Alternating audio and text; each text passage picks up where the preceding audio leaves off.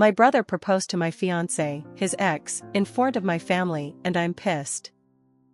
My 28M brother, Mark, 26M, used to date my fiancée, Jen, 26F, a year ago.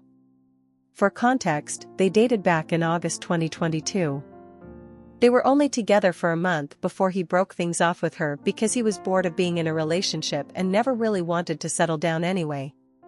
At the time they were dating, I was in a different state, so I had no idea he even had a girlfriend, and I had no idea who Jen was until I met her. Jen and I met at a bar when I moved back in October and hit it off really well. She was easily the most beautiful and intelligent woman I ever met, and we met up a few times more before we made it official. Fast forward to December and I finally bring her up to my family and propose them meeting her at Christmas. They knew I was in a relationship, but I'm not the most open about my personal life, so I kept details about her to a minimum until I knew how serious we really were. My parents asked to see pictures and they started passing my phone around the dinner table. Mark saw it and blew up, calling me a shit brother for dating his ex-girlfriend, and he demanded I break it off with her. I refused. When I asked Jen about it, she confirmed they dated and gave me the details about their breakup. It took a few weeks, but eventually Mark stopped bringing up me dating his ex, and I thought he was over it. On Jen's birthday this year, I took her out to a fancy dinner with both of our families and her closest friends, and I asked her to marry me. Mark flipped once again and blew up about me proposing to her, which I and my sisters immediately shut down. The incident happened this past weekend. Mark had been pretty quiet about the whole thing for the last 2 months. I didn't see him much and figured he went low contact with me, which I had no problem with. Then he invited me and Jen for family dinner at his apartment with my parents and sisters. I thought it was weird, but my parents and sisters were also going, so we agreed to go. The dinner was nice, nothing too fancy, and we moved to the living room to talk. About 30 minutes into normal conversation, Mark stood up and told us he had an announcement. He made a long speech about being happy to have his family around for his big moment, then got on one knee and pulled out this cheap ring while asking Jen to marry him. Jen was confused and obviously uncomfortable and demanded that he put it away and stand up. My dad tried to make a grab for Mark, but I got to him first and punched him. I won't repeat most of it, mostly because I was too angry to even listen most of it, but he said something along the lines of wanting to show me that Jen wasn't really into me and just wanted to get back at him. Before it could get worse, my parents rushed me out and promised to talk to him. It's been a few days since it happened and I'm still pissed off. I don't know what to do at this point. I'm scared Jen might have second thoughts marrying me because of this. Any advice? Edit. First, thanks for reading and responding. I've been reading the comments between last night and this morning, and valid points were made. There isn't an update since the only people I've spoken to since that dinner is Jen and my little sister. I want to clarify a few things that I saw in the comments. 1. Jen and I are newly engaged. It was one of those feelings where we both knew we were in it for the long run. As fast as it is, I'm sure about her. 2. When we met, I was the one who approached her, not the other way around. Whether she knew or had suspicions of us being related, I don't know. I asked after finding out they dated, and she says she had no idea. I didn't have a reason to doubt that, but I can admit this, seemingly, overreaction on Mark's part does raise red flags. 3. I had no idea she and Mark dated when I met her. Mark and I aren't close at all. We used to be, but as we grew up, we drifted and talked less and less. Before I moved back, we didn't really speak much aside from special days like his or my birthday. Jen knew of my family, but not much until I decided I was ready to introduce them to her. When she and Mark met, again, I didn't get a sense of any residual feelings on either part. She didn't treat him like a stranger, but she also wasn't overly affectionate with him either. 4. I was told this was a relationship that lasted a month. I didn't think I needed permission from Mark to ask her to marry me, but maybe that was wrong of me. I'm not sure. That being said, I plan to talk to Mark this weekend to lay everything out on the table and figure out what's up. I never asked for his side of their relationship, which is my fault for not doing my due diligence. If anything major or enlightening happens, I'll update. But for now, that's all I have. Update. First, I want to thank everyone for reading. It's been a busy weekend, so I haven't had the chance to reply to many people, but I did edit in responses to the most common questions I saw in the comments of the original post. Again, thank you. I appreciate it all, even the criticisms. Now for the update. I called Mark and asked him to meet up with me at my place to talk. I told him I would prefer Jen to be around for the talk as well, but I was cool with it if he didn't want her there. He agreed to talk to both of us and showed up at my place around noon today. It was pretty quiet for a few minutes before I started the conversation. I apologized for not warning him I would be proposing to Jen, and I apologized for hitting him. He said it was whatever, but he appreciated the apology. I told him what Jen had said about the relationship and breakup when I asked her about it, and I asked him to confirm if it was true. I pretty much said that his reaction throughout his whole thing has been extreme, and I wanted to make sure I wasn't misunderstanding their relationship or downplaying how serious they were. He confirmed that they only dated for a few weeks, and he broke up with her because he lost interest. Jen asked if he was acting like this because he still had feelings or regrets about ending things with her. He said he could admit he thought she was more attractive than when he last saw her, but there weren't any feelings or regrets. He said he just didn't like seeing a girl he dated, even if it was short-term, with his older brother, and as a man I shouldn't have violated him by pursuing things with his ex. I reminded him that I had no idea they dated, so it wasn't like I consciously did this knowing their history together. He shrugged me off and said it didn't matter, I still should have broken it off. He was adamant that if the roles were reversed, he would have done the same thing, which I doubt. I asked him why he proposed to her if he didn't have any lingering feelings. Basically, to sum it up, he was talking about it to one of his buddies who was around when Mark and Jen dated, and the guy put the idea in his head that maybe Jen knew from the start that we were related and was doing this to get back at him, considering Jen had been hung up on him after they ended. He and his friend thought it would be a good idea to test it and see if they were right, so he came up with the idea to propose and see if she dumped me for him. Jen asked him to elaborate on why he thought she was hung up on him, and he told her that he heard she was asking about him following the breakup and still hanging out at the places they used to go to, so it was a valid assumption. Then for her to pop up randomly with his brother affirmed his suspicions. Jen told him she'd only asked about him once following the breakup, and she'd been hanging out at those places with friends before they started dating, and she wouldn't avoid them because of a breakup. She also told him she was offended at the idea that she would go as low as to pursue me, just to get back at him. He shrugged and gave her a half-assed apology, but said she had to see it from his point of view. He asked her if she really didn't know, and she told him that she didn't see the resemblance in us until we were in the same room and we act nothing alike, so it never crossed her mind, and he said okay. That pretty much wrapped up the conversation. He did tell me before he left that I could take back his invite to the wedding because he can't bring himself to support our relationship, knowing he used to date her. I told him he didn't have to worry about that as he was most likely going to be uninvited anyway. It's been a few hours since our talk and I do feel better. My parents aren't too happy about him being uninvited, but they understood that it was a mutual decision and probably for the best. My sisters told me they knew he didn't have a good reason for being an asshole, and they don't blame me for not wanting him at the wedding. As of now, I'm going to limit contact with Mark, and I doubt he'll reach out to me anytime soon either.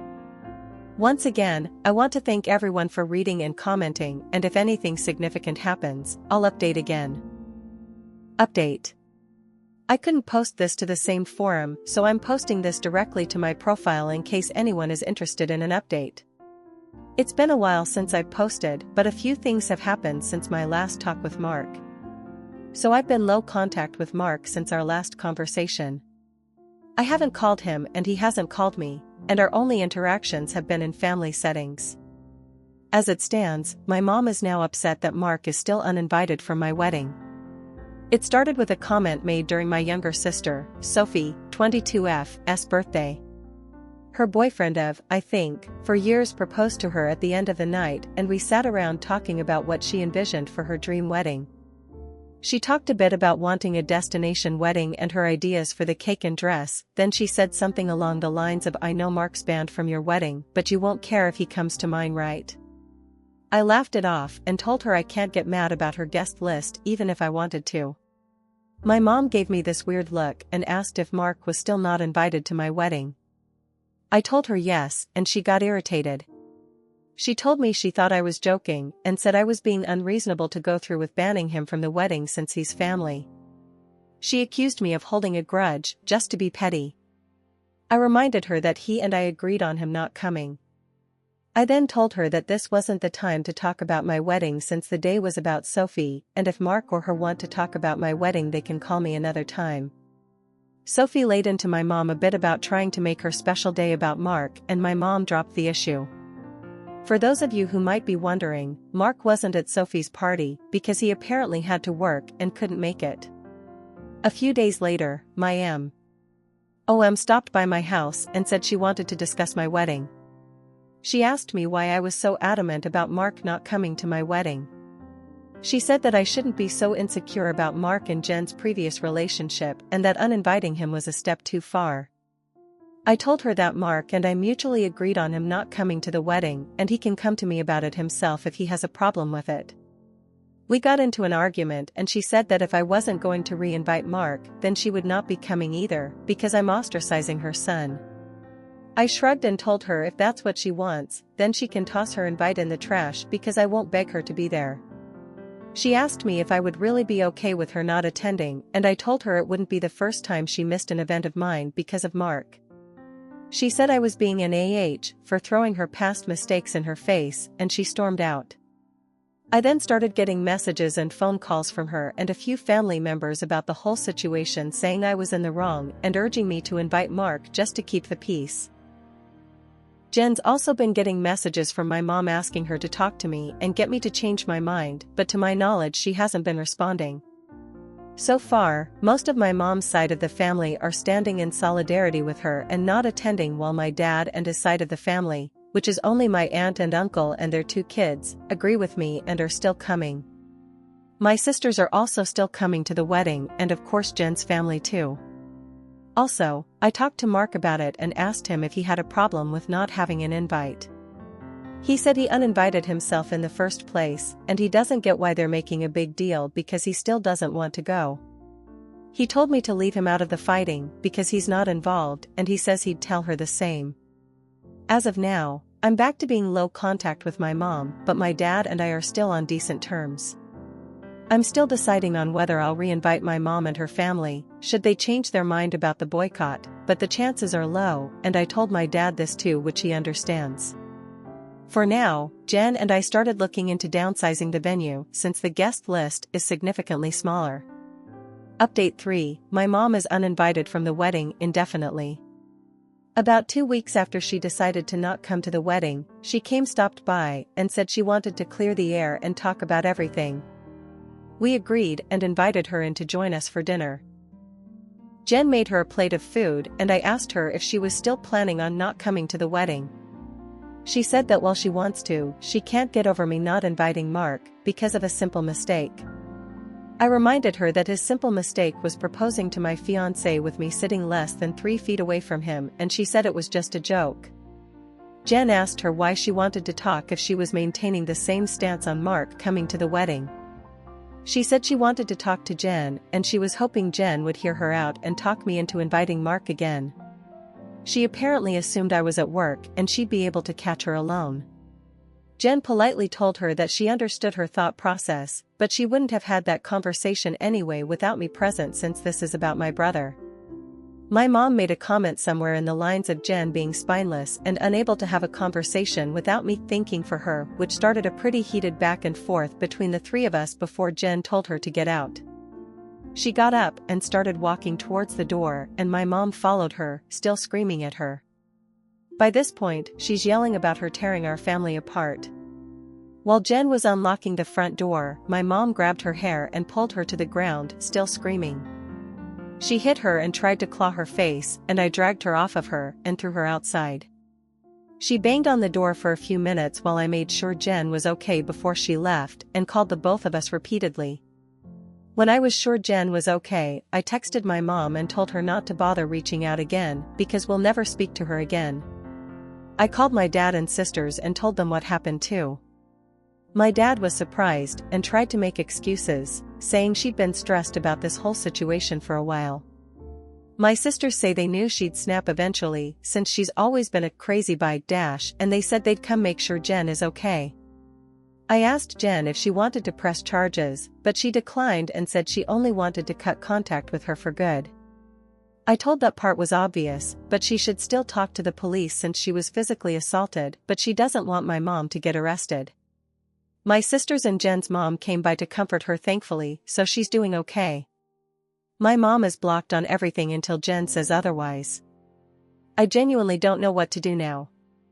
Jen doesn't want to go to the police because she'd feel guilty having her arrested over this, but my sisters and I want to convince her to, and I'd at least want documentation in case something happens in the future. Some background on my relationship with my parents. Some people were asking questions about my mom and my decision not to be open with Jen about my relationship with my parents. I figure I could give some background on why we're so strained. Like some of you said, Mark was the golden child. Mark was my mom's baby boy and she didn't do much to try and hide it. They didn't spend much time with my sisters and I like normal parents did with their kids unless they had to, but they'd spend time with Mark as often as possible, like taking him out shopping while we stayed with a sitter, or bringing him home his favorite food and toys from the store when they'd shop alone. He usually got better things compared to the rest of us, like new expensive clothes, while ours were thrifted or new toys just for him compared to old toys we had to share with each other. If my sisters and I got gifts, they were for us to share, but my mom made it pretty clear that Mark's things were only for him and we shouldn't touch it. When Mark would screw up, I'd get punished for not being a good role model and showing him the proper way to behave. For example, Mark went through a phase of breaking his toys, and I got the beating because obviously he learned that behavior from me. When he was 8, Mark got in trouble at school for trying to push a kid down the stairs. I was grounded for 2 weeks and told to apologize to the kid for not teaching my brother right. When I turned 13, I pushed for my parents to start giving me an allowance. They agreed as long as I did household chores like mowing the lawn, taking out the trash, raking leaves, etc. It was usually somewhere around $25 a week to help me start saving.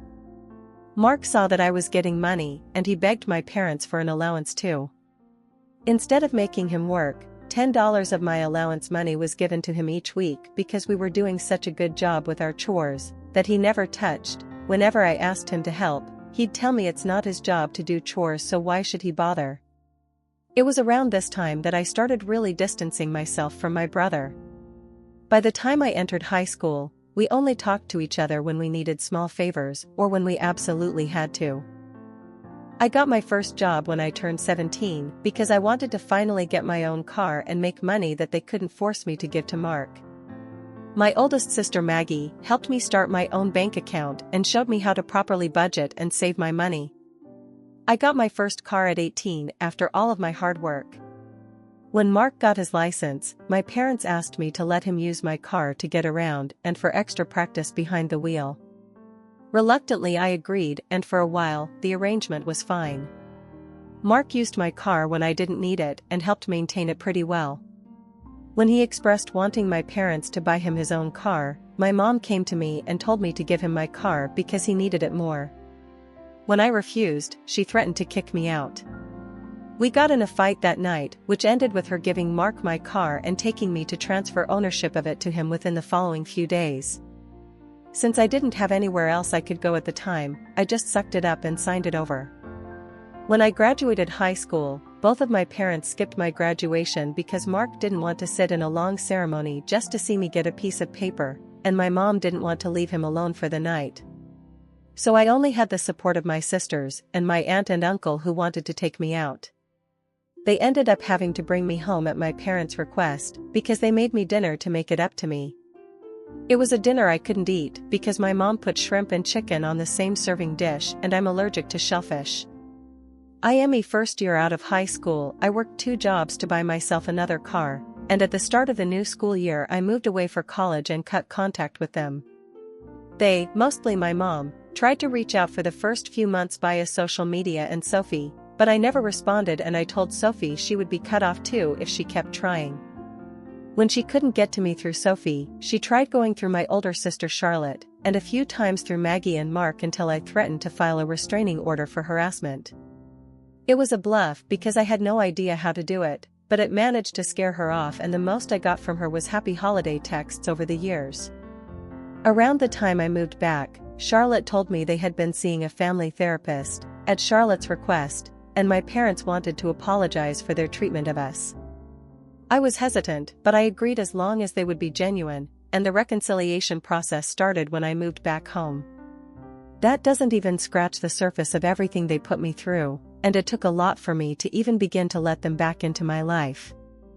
When I met Jen, I wasn't sure where my relationship with her was going, or where my relationship with my parents was going.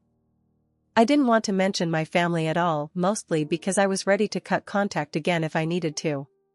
Jen was understanding of it being a sore subject and didn't press for more. I hope this helps shed some light on some of the questions I'd been seeing pop up. Update 4. I want to thank everyone who's taken the time to give me advice on what to do going forward, and all the kind messages and comments I've gotten over the past few days/weeks. Jen and I have read the comments together, and everything is appreciated.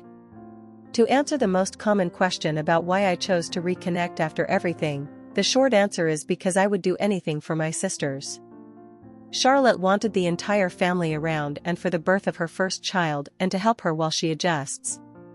She didn't want part-time aunts and uncles who would only visit her kid during birthdays and holidays. She was never the type to ask for much of anything growing up, so when she asked if I would be willing to try for her, I agreed because it would make her happy. I also think part of me hoped that maybe they'd changed. I don't regret trying to reconcile either. My parents are still terrible, but I met the love of my life, so I call it a win. A few people wanted to know if there's an update, so here we go. Sorry if it's a mess or confusing, a lot has happened.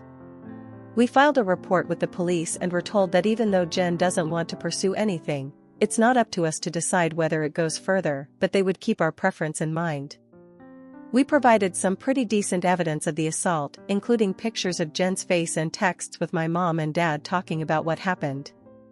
We were advised to report and record any other incidents with my mom going further in case anything else happens. Considering where we live, I doubt it'll go anywhere, but at least we have it on record.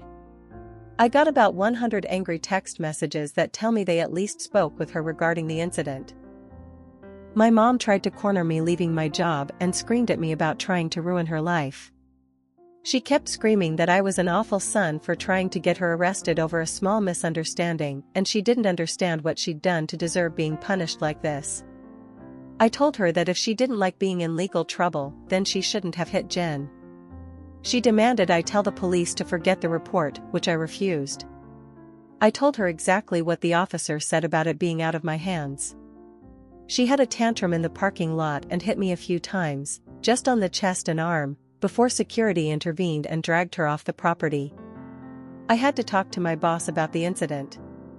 Luckily, she was understanding of everything going on after I explained what was happening. When I got home, I told Jen what happened. She was upset and asked that we discuss the plan with my family moving forward.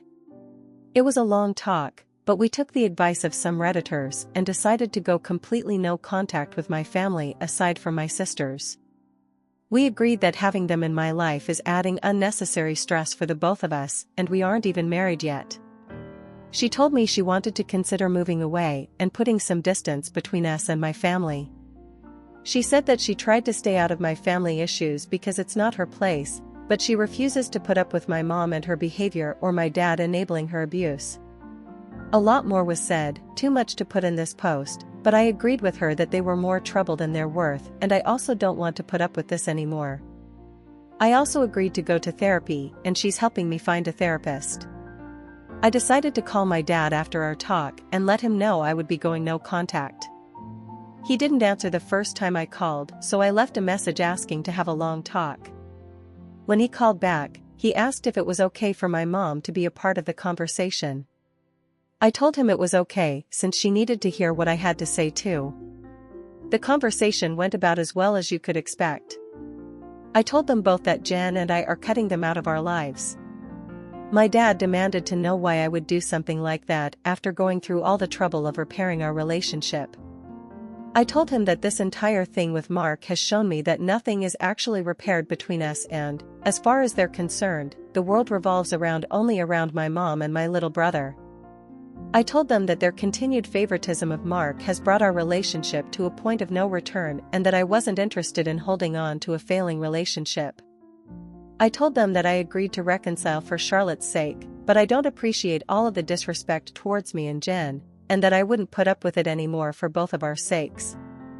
To my mom specifically, I told her that I was tired of her using me as a scapegoat for her bad parenting and Mark's attitude. I also told her that I would never forgive her for what she did to Jen and what she did to me and my sisters growing up.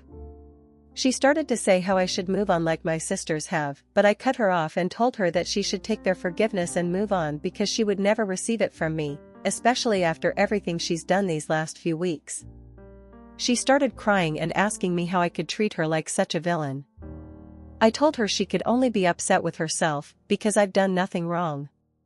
She cried harder and told me how much she regretted having me and how I've only tried to ruin her life. This started a heated argument between her and Jen once again, and Jen told her in much more colorful words that she was disgusting, and plenty of other nice names, for saying something like that to me. I don't know if she left the room or just decided to shut up, but my mom stopped talking when Jen was done speaking to her. My dad said he wasn't okay with being shut out of my life, and he asked me to try to understand my mom's point of view. He said that she was also struggling because her kids were at odds, and I was being unfair to punish her for her struggles with raising and caring for us. The last thing he said was that we were a family, and I shouldn't let past mistakes stop us from moving forward together. I told him that the only person she ever cared for was Mark and herself, and there was nothing he could say or do to make me change my mind. I told him that it was up to him whether to keep my number, but I would be blocking him and my mom everywhere and I wouldn't be reaching out again. Then I hung up. Afterward, I sent a long email with the link to my posts attached to my entire family, uninviting everyone except my aunt and uncle and my sisters to the wedding.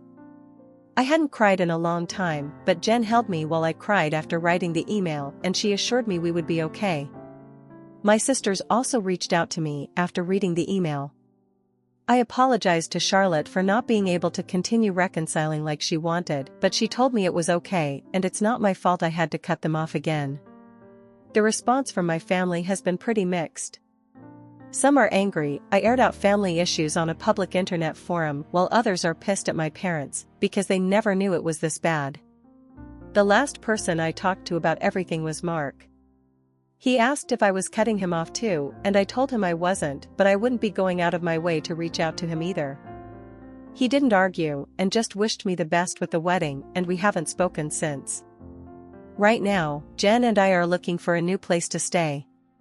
The plan is to move closer to Jen's brother. He lives about 3 hours from where we are now, and Jen and I like the city he's in. I spoke to my boss about transferring, and Jen is looking into the option of working 100% remotely or possibly finding a new job. And once again, our venue's changed. Since the guest list is significantly smaller, my FBIL is considering letting us use his lake house for our wedding.